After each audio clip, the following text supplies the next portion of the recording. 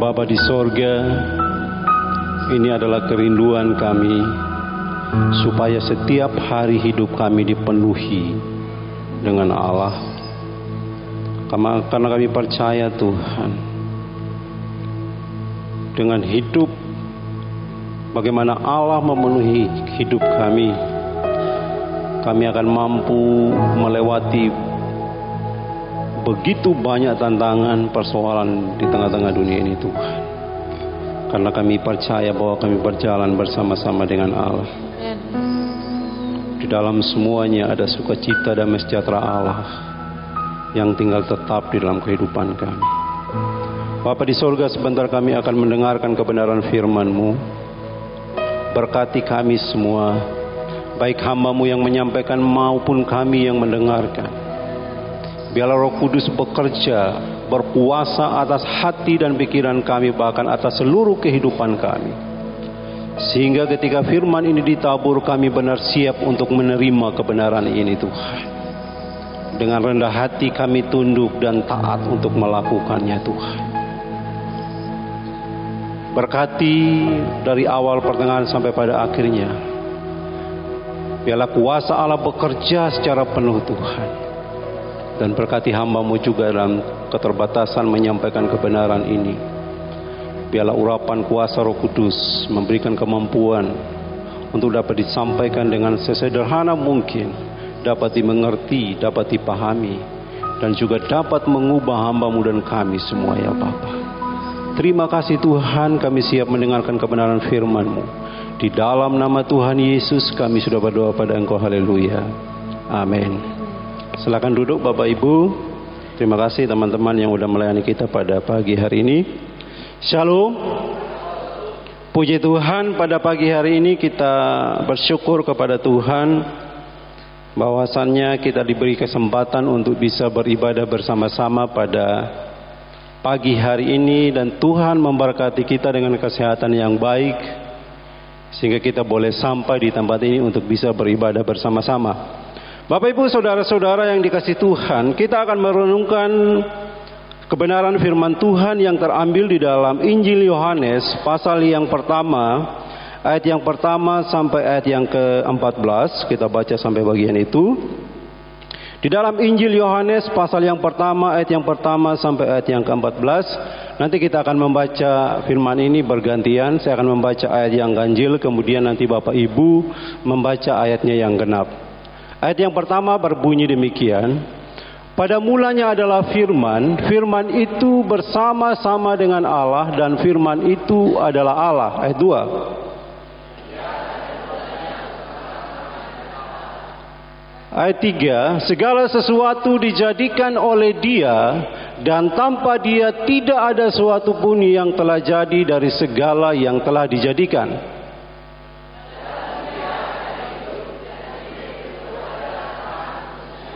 Ayat yang kelima, terang itu bercahaya di dalam kegelapan, dan kegelapan itu tidak menguasainya.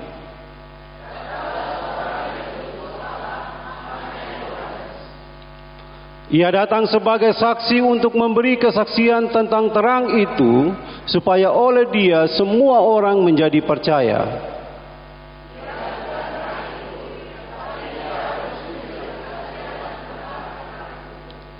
Ayat 9, terang yang sesungguhnya yang menerangi setiap orang sedang datang ke dalam dunia.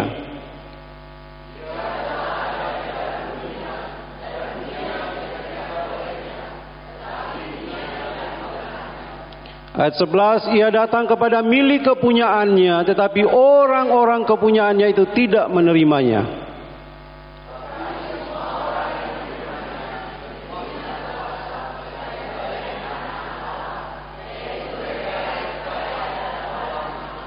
Ayat yang ke-13, orang-orang yang diperanakan bukan dari darah atau dari daging, bukan pula secara jasmani oleh keinginan seorang laki-laki, melainkan dari Allah.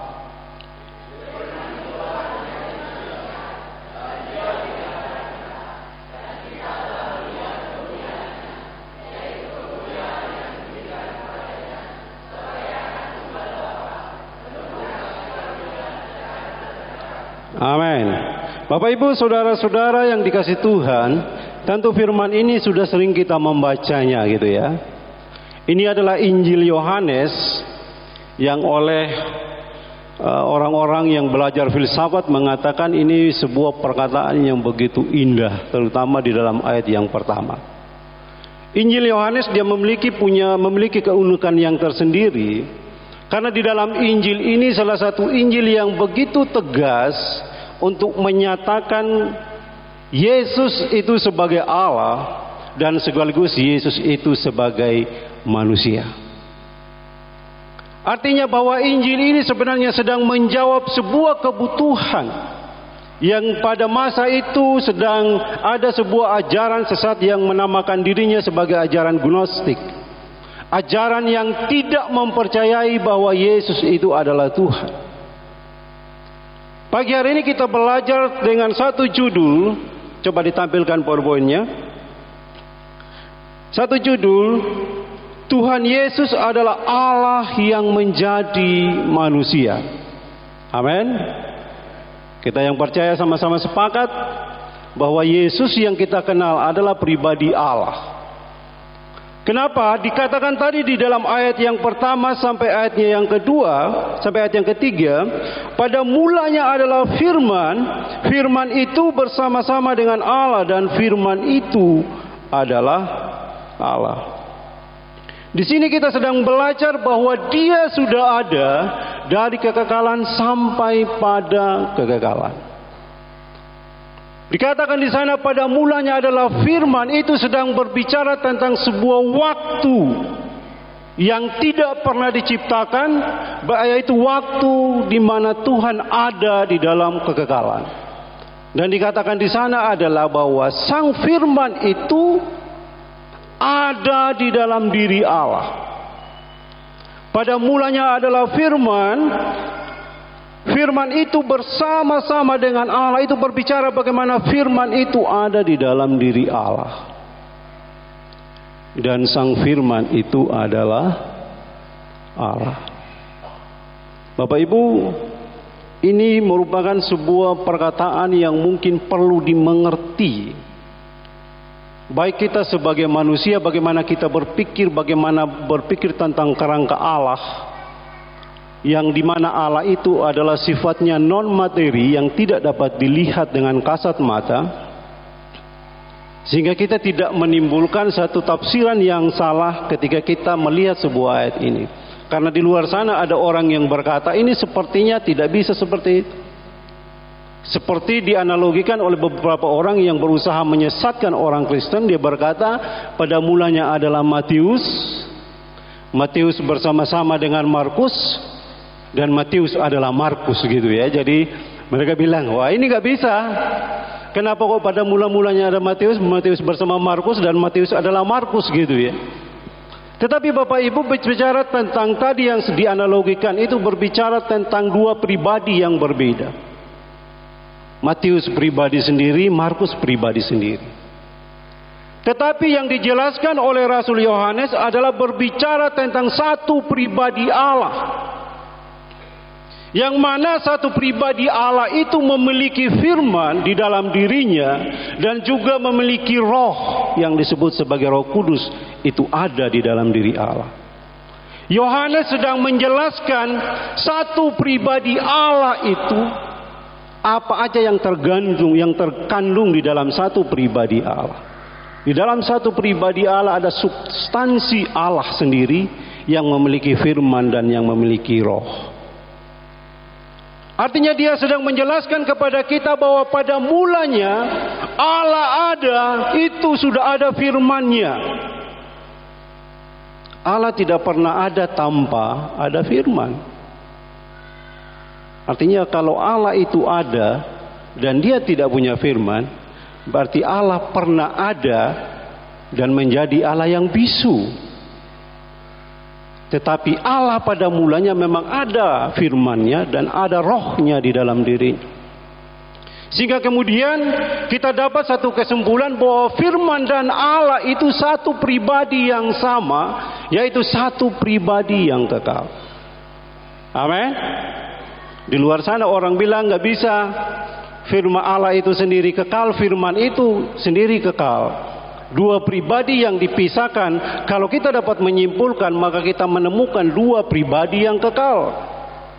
Dan itu tidak boleh hanya satu pribadi yang kekal, yaitu Allah. Karena Allah dan firman-Nya ada satu di dalam diri Allah. Saya berkata kepada diri saya sendiri, saya Pak Nelis, tetapi di dalam diri Pak Nelis ini ada perkataan dan ada juga pikiran saya, dan di dalam diri saya yang satu itu ada juga roh saya. Jadi pikiran saya dan roh saya tidak bisa dipisahkan dari dalam diri saya menjadi satu di dalam diri saya. Ini merupakan gambaran bagaimana Rasul Yohanes menjelaskan tentang siapa Allah itu.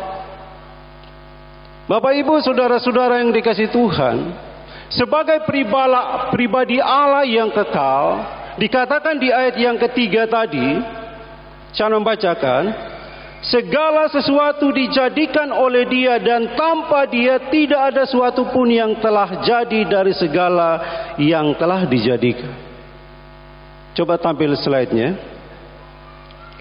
Bapak Ibu, saudara-saudara yang dikasihi Tuhan, sebagai pribadi Allah yang kekal, maka Dia mampu menciptakan dari yang tidak ada menjadi ada. Siapa yang menciptakan itu?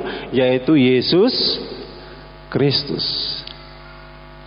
Artinya Dia disebut sebagai pribadi Allah. Dia bukan hanya saja ada di dalam dari kekekalan sampai kepada kekekalan seperti yang disampaikan oleh Rasul Yohanes, tetapi juga Rasul Yohanes menjelaskan bahwa Dia yang menciptakan dunia ini, dan tanpa Dia tidak ada satu pun yang jadi.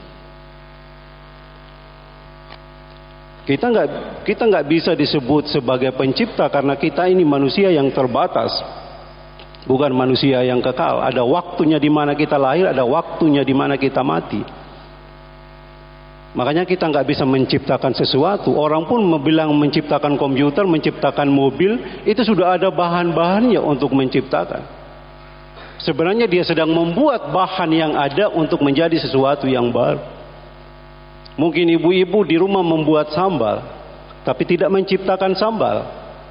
Karena untuk membuat sambal sudah ada bahan-bahannya. Sudah ada cabai, sudah ada tomat. Dan yang menciptakan tomat dan cabai itu adalah Allah. Dan kita tidak bisa membuat tomat menjadi merah. Kita nggak bisa cat, tetapi itu Allah yang membuat. Artinya bahan-bahan itu diciptakan oleh Allah. Penciptaan itu berbicara dari nol, dari yang tidak ada menjadi ada.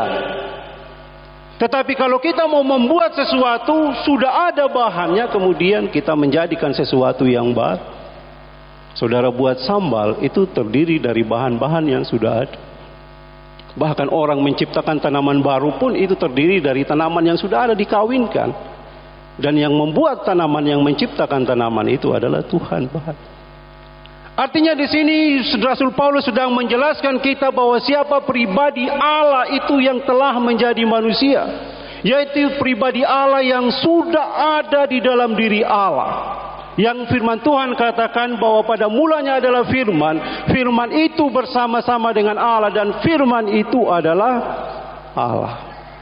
Kemudian dikatakan di ayat yang ke-14 tadi yang kita baca bersama-sama, dikatakan ayat 14, firman itu telah menjadi manusia dan diam di antara kita, dan kita telah melihat kemuliaannya, yaitu kemuliaan yang diberikan kepadanya sebagai anak tunggal Bapa, penuh kasih karunia dan kebenaran. Kemudian coba tampilkan ayat yang ke-18. Coba tampilkan ayat 18. Tidak seorang pun yang pernah melihat Allah, tetapi anak tunggal Allah, yaitu Yesus Kristus, Sang Firman itu, yang ada di pangkuan Bapa, Dialah yang menyatakan. Tidak ada satu manusia yang pernah melihat Allah, tetapi ketika Yesus turun di tengah-tengah dunia, menjadi manusia, kita dapat melihat Allah di dalam pribadi Yesus. Artinya bahwa pada saat yang sama dia memiliki Allah 100%, tetapi pada saat yang sama dia juga adalah manusia 100%. Makanya dikatakan sebagai inkarnasi. Artinya bahwa Allah masuk ke dalam daging. Bapak Ibu saudara-saudara yang dikasihi Tuhan, firman dan Allah dikatakan satu karena ketika firman itu diucapkan, itu mengidentifikasi siapa yang mengucapkan. Saya kemarin ketika di belakang, karena ada acara di Sati dengan Pak Ari, malam itu sebelum ada acara Pak Ari panggil saya, dia di atas di lantai 2, saya di bawah. Terus dia bilang, Pak Nelis, saya bilang ya Om, tolong naik ke sini gitu. Saudara, ketika Pak Ari memanggil saya, dia di atas di lantai 2, nggak kelihatan wajah Pak Ari. Tetapi yang saya dengar apa? Suaranya. Ketika saya mendengar suaranya, saya berkata, ya Om. Kenapa saya mengatakan Om? Karena dia mengeluarkan suara. Dan saya tahu bahwa suara itu adalah Pak Ari. Jadi ketika firman itu diucapkan, firman itu menyatakan siapa Allah sekalipun kita tidak melihat Allah. Makanya ketika firman itu menjadi manusia, firman Tuhan tadi katakan dia menyatakannya. Seorang pun tidak ada yang melihat Allah ketika firman itu menjadi manusia. Disitulah kita melihat Allah hidup di tengah-tengah dunia. Amin. Apalagi kemarin di masa corona, kita menyampaikan audio di WhatsApp. Doa Selasa itu disampaikan audio. Ketika suara itu keluar, kita ngomong, oh ini Pak Sandi. Pak Sandi ada di dalam, masuk enggak? Tetapi suara itu menyatakan bahwa itu adalah Pak Sandi. Ketika Mbak Iwin menyampaikan firman Tuhan, oh ini Mbak Iwin. Mbak Iwin suaranya kurang keras gitu ya, Mbak Iwin waktu komen di grup itu. Artinya bahwa apa yang difirmankan itu menyatakan Allah itu sendiri. Sehingga di dalam Alkitab berbicara bahwa Allah dan firman-Nya itu adalah sama. Satu. Sama-sama kekal. Dan satu pribadi yang sama. Satu pribadi yang kekal. Bisa dijelaskan tetapi tidak bisa dipisahkan. Amin. Makanya ketika masuk ke dalam diri seorang pribadi manusia yang kita kenal dalam nama Yesus Kristus, kealahannya tetap ada sebagai pribadi 100% Allah yang ilahi, tetapi juga pada saat yang sama dia adalah pribadi manusia 100%. Nah Bapak Ibu saudara-saudara, ketika Rasul Yohanes menjelaskan ini dalam firman-Nya, yang menjadi refleksi bagi kita adalah bahwa pengetahuan kita tentang Yesus Kristus sebagai Allah bukan hanya sekedar ada di dalam akal pikir saja, tetapi harus benar-benar terlihat di dalam kesaksian hidup kita bahwa Kristus sebagai Allah harus hidup dan berotoritas di dalam kehidupan kita. Mari kita baca di dalam Lukas pasalnya yang ketiga ayat yang ke-16.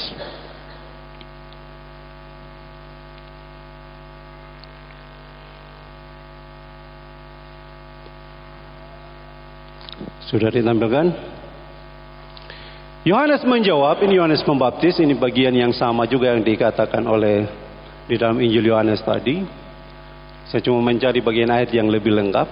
Yohanes menjawab dan berkata kepada semua orang itu, aku membaptis kamu dengan air, tetapi ia yang lebih berkuasa daripadaku akan datang dan membuka tali kasutnya pun aku tidak layak.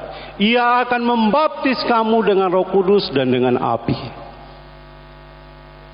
Artinya bahwa Yohanes Pembaptis dia diutus oleh Allah, dikatakan ayat yang ke-8 tadi. Ia harus bersaksi tentang terang itu. Dan di dalam kesaksiannya itu dia tahu siapa yang disaksikan. Dia tahu itu adalah pribadi Allah yang kekal, pribadi Allah yang menciptakan dunia ini, pribadi Allah yang perkasa itu telah turun ke dalam dunia menjadi manusia.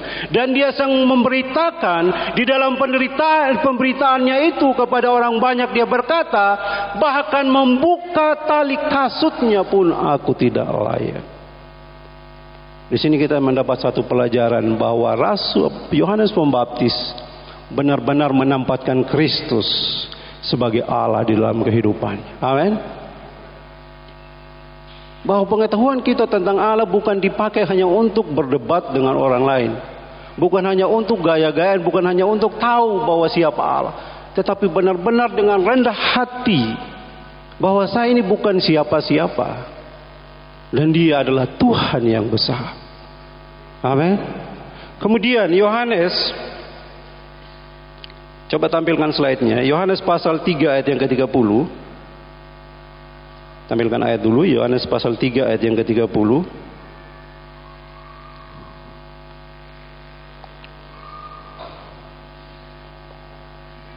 Ya, ini perkataan dari Yohanes Pembaptis. Dia katakan, ia harus makin besar, tetapi aku harus makin kecil. Amin.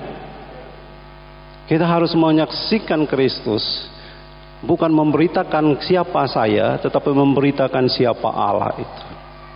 Bukannya sekedar tahu tentang Allah, tetapi dengan kerendahan hati, kita harus menjadikan Dia sebagai pribadi Allah yang benar-benar berotoritas, yang benar-benar pribadi yang kita taati, yang benar-benar menjadi pribadi yang memang benar-benar hidup menjadi kesaksian dalam kehidupan kita.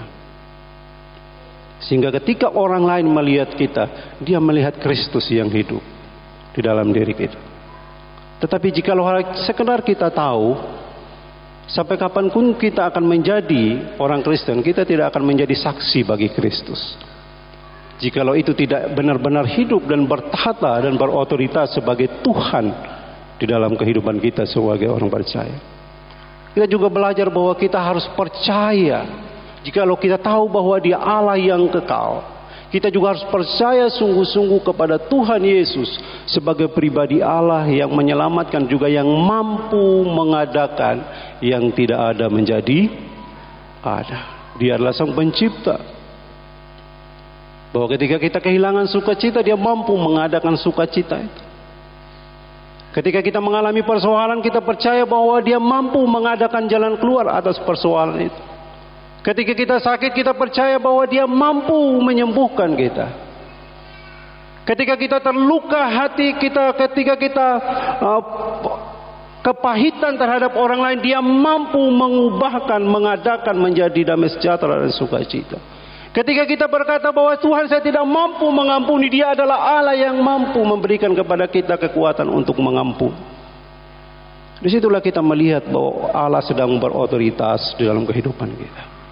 Di situ kita lihat bahwa pribadi Roh Kudus bekerja, mampu menolong atau mampu menuntun kita. Orang yang tidak mampu melakukan kehendak Allah, orang yang senantiasa menyakiti hati Tuhan, ketika Dia Allah tinggal di dalam kehidupan kita, Dia menjadi pribadi Allah yang menuntun kita di dalam kebenaran kepada seluruh kebenaran. Oleh karena itu Bapak Ibu Saudara-saudara, sekali lagi seperti yang dikatakan oleh firman Tuhan ayat yang ke-8 tadi, bahwa ketika Yohanes Pembaptis datang, diutus oleh Allah untuk memberitakan terang itu. Firman Tuhan ayat yang ke-8 tadi dikatakan bahwa ia harus memberitakan itu. Artinya kita harus memberitakan Kristus sebagai Allah melalui sikap hidup kita sehari-hari. Yang kedua, yang kita pelajari pada bagian ini, bagaimana Yesus Kristus adalah Allah yang menjadi manusia. Dikatakan tadi ayatnya yang keempat, ayat yang ketiga. Coba ditampilkan ayat yang ketiga, pasal 1 ayat yang ketiga. Segala sesuatu dijadikan oleh Dia, dan tanpa Dia tidak ada sesuatu pun yang telah jadi dari segala yang telah dijadikan. Ayat yang keempat. Dalam Dia ada hidup, dan hidup itu adalah terang manusia. Ayat 5. Terang itu bercahaya di dalam kegelapan, dan kegelapan itu tidak menguasainya. Bagian yang kedua yang kita pelajari pada bagian ini adalah, coba ditampilkan. Yang kedua adalah bahwa Dia Allah yang mengasihi dan bertanggung jawab menyelamatkan dunia yang Dia ciptakan. Amin. Saudara, kalau kita membaca Injil Yohanes pasal 3 ayat 16, di situ dikatakan karena begitu besar kasih Allah akan dunia. Dunia yang seperti apa? Dunia yang dikatakan di ayat yang ketiga, yaitu dunia yang Dia ciptakan sendiri. Coba tampilkan ayat 10, Adit. Ayat yang ke-10 dikatakan, ia telah ada di dalam dunia dan dunia dijadikan olehnya, tetapi dunia tidak mengenalnya. Kita baru saja membahas Allah yang luar biasa hebatnya itu di ayat yang pertama sampai ayat yang kedua. Tetapi sekarang kita melihat situasi yang berbeda, bahwa Allah yang menciptakan dunia ini turun menjadi manusia sebagai bentuk kasih kepada apa yang Dia ciptakan, dan juga sebagai bentuk tanggung jawab untuk menyelamatkan apa yang Dia ciptakan. Bapak Ibu saudara-saudara yang dikasihi Tuhan, sekalipun Dia harus masuk atau turun ke dalam dunia yang Dia ciptakan sendiri, firman Tuhan katakan bahkan Dia menjadi sama dengan manusia, menjadi hamba yang rendah, dan bahkan firman Tuhan katakan bahkan Dia rela taat sampai mati. Rasul harus menjelaskan pribadi yang besar itu, tetapi pribadi yang besar itu sekarang masuk menjadi pribadi yang rela merendahkan dirinya, yang rela mengosongkan dirinya. Kenapa Dia harus mengosongkan dirinya? Karena rupa-rupanya manusia yang diciptakan atau dunia yang diciptakan itu bukan lagi dunia yang menuruti kehendak Sang Pencipta, tetapi dunia yang durhaka kepada Allah yang menciptakan. Kemudian kita bertanya, lalu mengapa harus Allah yang menjadi manusia untuk menyelamatkannya? Kenapa tidak kirim yang lain aja? Tadi ayat 3 katakan kepada kita, di dalam ayat yang ketiga tadi dikatakan, ayat yang keempat,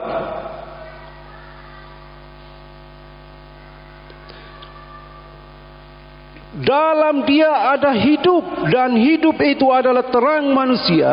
Terang itu bercahaya di dalam kegelapan, dan kegelapan itu tidak menguasai. Dia memang harus Allah sendiri yang turun ke dalam dunia, karena hanya Dia yang layak dan mampu untuk menyelamatkan manusia.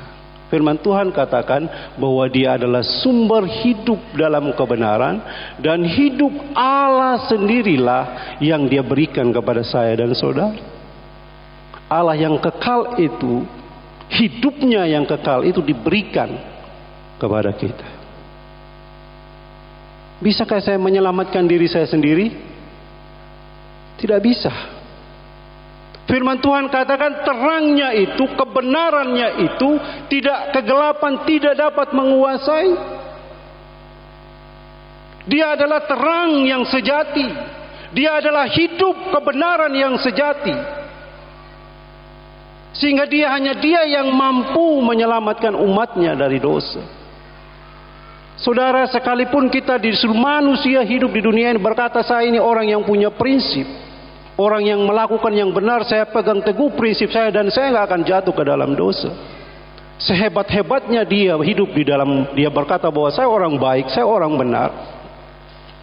Kebenaran yang dia bangun, kebaikan yang dia bangun, prinsip yang dia bangun masih bisa dipengaruhi oleh kegelapan. Amin. Sekalipun saya seorang hamba Tuhan, saya berkata saya orang baik, seorang hamba Tuhan yang mengaku dirinya baik, saya masih hidup saya, prinsip saya masih bisa dipengaruhi oleh dunia ini. Saya hebat, tetapi ada saatnya di mana saya juga bisa dipengaruhi dan jatuh ke dalam dosa. Makanya firman Tuhan katakan semua manusia telah berbuat dosa.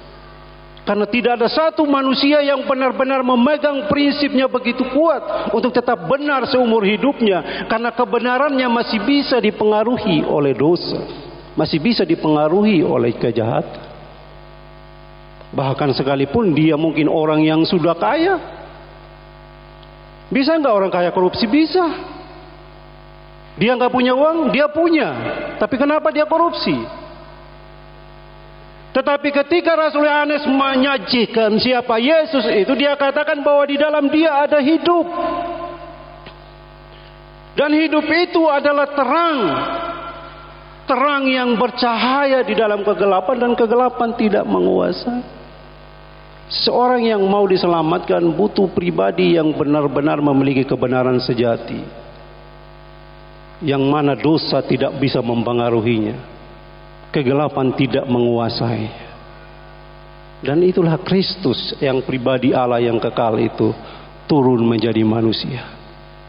Bukan pribadi yang lain, tetapi Allah sendiri yang memberikan hidupnya yang kudus itu, hidupnya yang suci itu, hidupnya yang benar itu, hidupnya yang kekal itu, yang tidak pernah mati, pribadi yang perkasa itu, dia harus turun untuk memberikan hidup kita, hidup kepada kita, supaya kita yang berdosa ini dibenarkan, dikuduskan.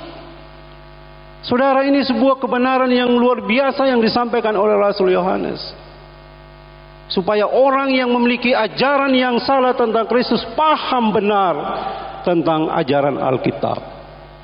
Siapa Allah itu sebenarnya? Allah yang telah menjadi manusia. Lanjut slide berikutnya. Bapak Ibu saudara-saudara yang dikasih Tuhan, bagian yang ketiga yang kita pelajari, kita baca dulu ayat firman Tuhan terlebih dahulu. Kelanjutan dari tadi, mengapa Yesus atau Allah sendiri yang harus turun ke dalam dunia. Yohanes pasal 14 ayat yang ke-16. Yohanes pasal 14 ayat yang ke-6. Nanti Bapak Ibu kalau pulang di rumah baca Injil Yohanes, itu akan sangat membangun. Karena orang-orang misi juga menyarankan setiap orang yang baru percaya, bacalah Injil Yohanes. Karena di dalam ada begitu muatan yang luar biasa. Di sana Yesus menyatakan dirinya sebagai Allah dengan tegas. Dia katakan, aku ada sebelum Abraham ada. Orang Yahudi bahkan berkata, kenapa dia ngomong seperti itu, umurnya berapa? Tapi dia kata bahwa aku ada sebelum Abraham ada. Dia membicarakan tentang siapa dirinya. Ada di dalam Injil Yohanes kalau Bapak Ibu baca. Dia juga berkata, aku adalah roti hidup. Aku adalah kebangkitan dan hidup. Aku adalah pokok anggur yang benar. Aku adalah pintu. Aku adalah gembala yang baik. Ada begitu banyak ungkapan-ungkapan bagaimana Rasul Yohanes menjelaskan siapa pribadi Yesus sebagai Allah yang menjadi manusia. Dikatakan Yohanes 14 ayat yang ke-6. Yohanes 14 ayat yang ke-6, Adit. Mengapa harus Yesus yang turun ke dalam dunia untuk menyelamatkan? Kata Yesus kepadanya, akulah jalan dan kebenaran dan hidup. Tadi kita baru saja membaca di dalam ayat yang keempat, sebab di dalam dia ada hidup. Dan hidup itu adalah terang manusia yang bercahaya dalam kegelapan, dan kegelapan tidak menguasai. Dikatakan di sini, akulah jalan dan kebenaran dan hidup. Tidak ada seorang pun sekalipun, sekali lagi, tidak ada seorang pun yang datang kepada Bapa kalau tidak melalui siapa? Melalui Yesus. Tuhan gak akan mengirim yang lain. Tuhan hanya akan mengirim Yesus. Amin. Karena tidak ada yang lain yang bisa sampai kepada Bapa di sorga kalau tidak melalui Yesus Kristus. Dikatakan Kisah Rasul pasal 4 ayat yang ke-12. Kisah Rasul pasal 4 ayat yang ke-12 dikatakan, dan keselamatan tidak ada di dalam siapapun juga selain di dalam siapa? Selain di dalam Dia, yaitu Yesus Kristus. Sebab di bawah kolong langit ini tidak ada nama lain yang diberikan kepada manusia yang olehnya kita dapat diselamatkan. Tidak ada yang lain. Nah saudara, kalau melihat orang bilang saya bisa hidup menyelamatkan diri, no, tidak ada yang lain. Tuhan hanya memberikan satu, putranya yang tunggal, Sang Firman yang kekal, yang Allah itu sendiri menjadi manusia, yang kita sebut dengan Yesus Kristus. Sehingga Alkitab dengan tegas mengatakan, siapa yang percaya kepada Yesus Kristus, dia akan beroleh hidup yang kekal. Karena di luar Yesus tidak ada keselamatan yang diberikan oleh Allah. Yang ketiga, ayat yang ke-12,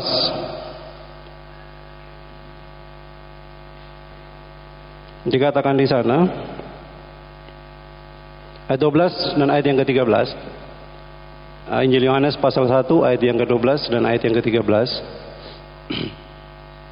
Tetapi semua orang yang menerimanya diberinya kuasa supaya menjadi anak-anak Allah, yaitu mereka yang percaya dalam namanya. Ayat yang ke-13.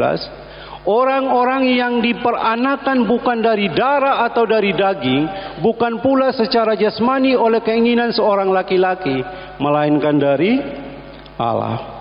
Yang ketiga adalah kebenaran ketiga yang kita pelajari, mengapa Yesus itu sebagai pribadi Allah yang kekal harus turun menjadi manusia.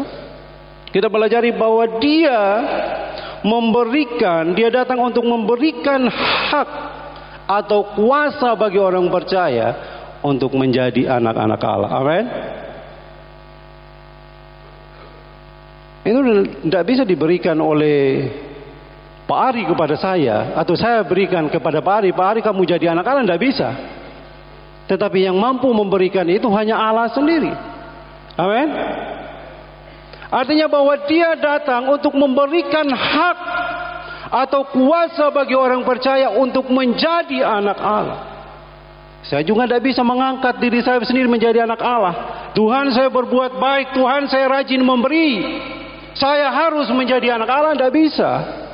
Karena menjadi anak Allah itu murni inisiatif Allah, murni pemberian Allah.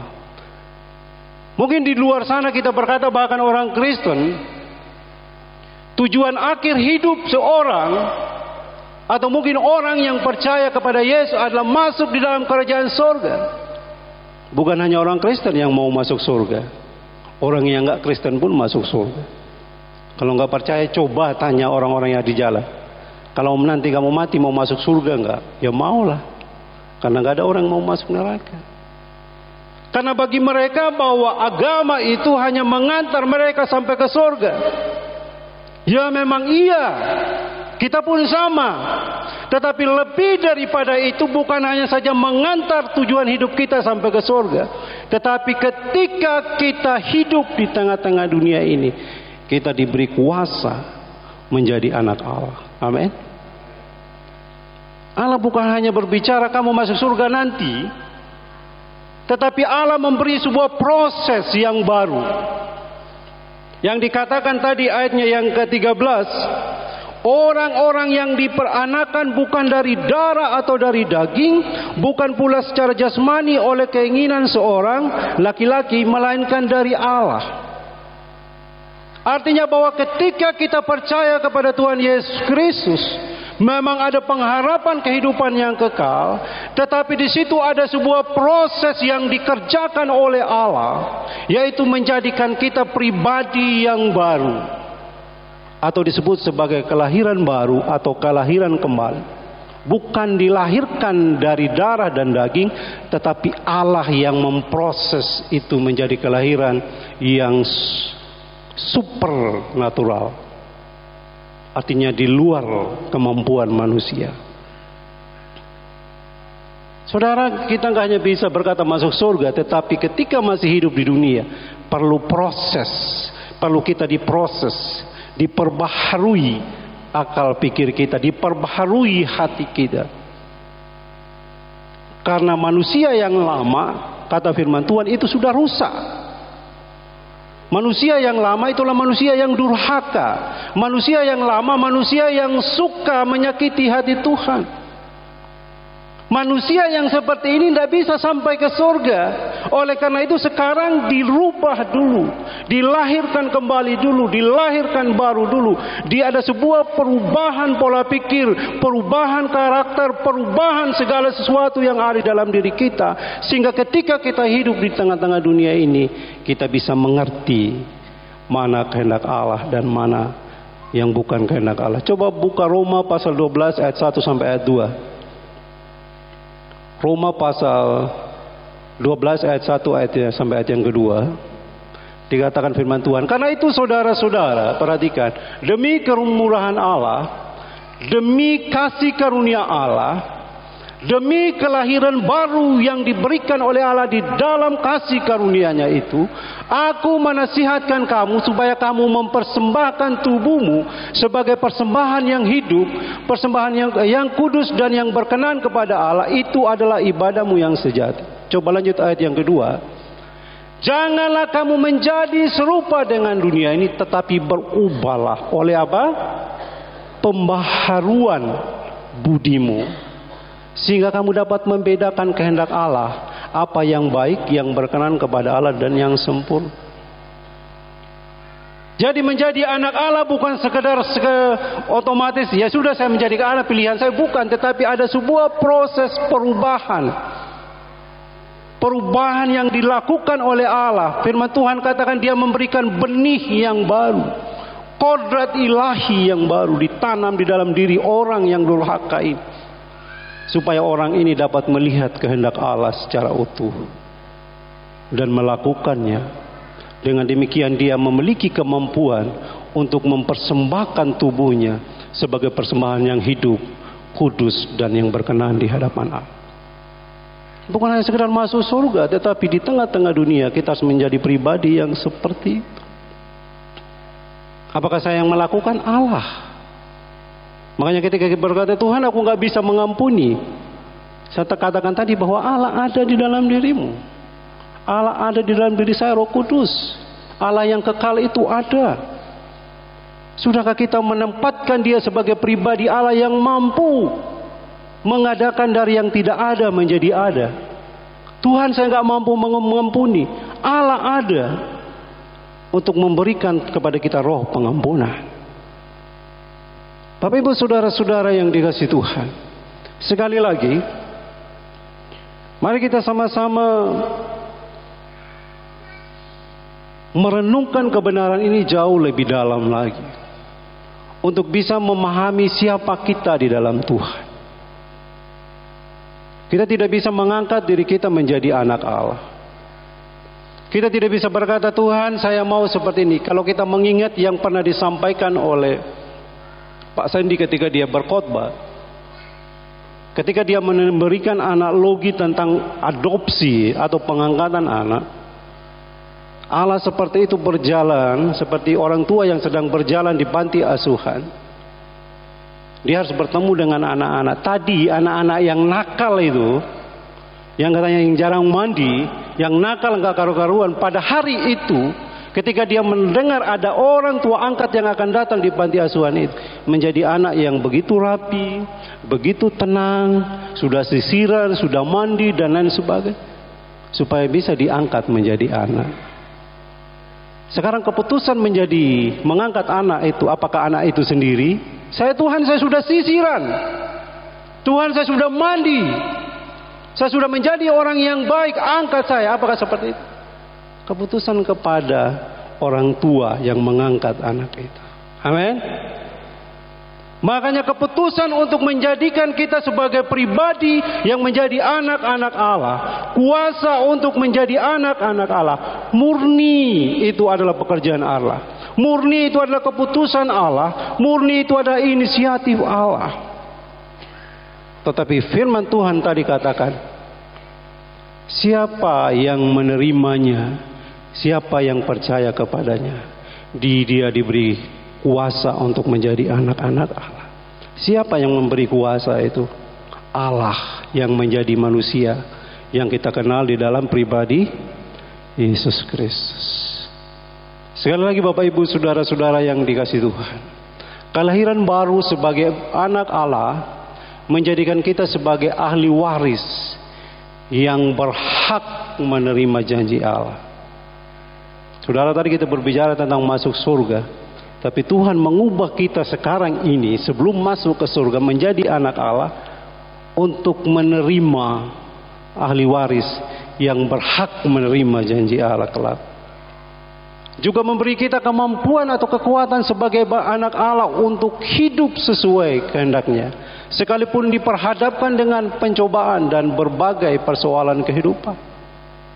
Ketika kita diangkat menjadi anak Allah, di situ ada kekuatan yang memampukan kita, sekalipun ada begitu banyak pencobaan yang mau membuat kita jatuh dalam dosa, sekalipun kita menghadapi begitu banyak persoalan kehidupan yang membuat kita menderita, kita tetap mampu berkemenangan.